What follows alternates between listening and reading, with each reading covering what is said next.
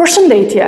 Një situatë e papërqendent po ndodh në Shkodër këtë ditë me orkestrën simfonike nga Benet Beci dhe shpura e tij e transportuar nga Tirana për të drejtuar kulturën.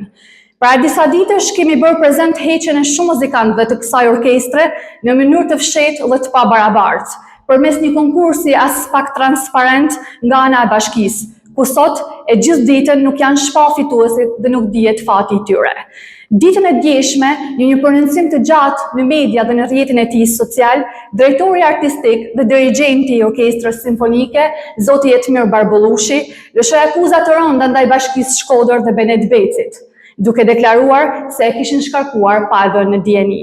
Ai vetë dhe kolegët e tij muzikant ishin shokuar kur në një video të hedhur nga Benet Beci në rrjetin social Facebook, njoftonte që kishte emëruar drejtor dhe dirigjent të ri.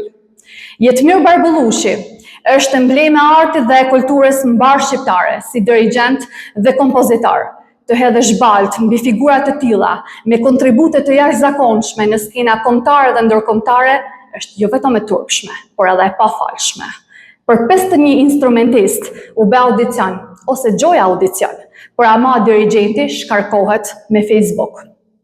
Në intervistën e tij, zoti Barbullushi ka vendosur të flasë gjatë për të treguar të vërtetat e tij që flasin për presione nga administrata e bashkisë mbi artistët dhe vetë atë.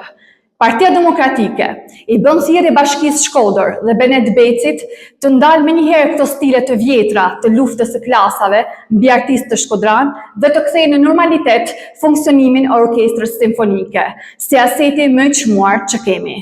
Ne do të jemi me artistët dhe në mbrojtjet e tyre deri në fund. Ju faleminderit.